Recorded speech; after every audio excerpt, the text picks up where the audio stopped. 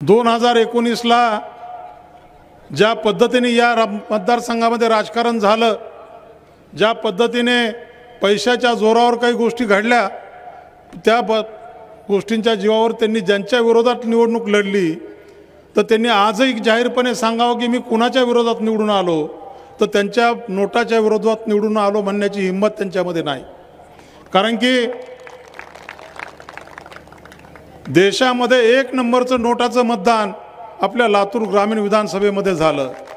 पण जी माणसं AC मध्ये बसून बंद दरवाजाच्या आड राजकारण करतात, पैशाच्या जोरावरचं राजकारण करतात, त्याला सर्वसामान्य जनता सुद्धा वैतागलेली आहे.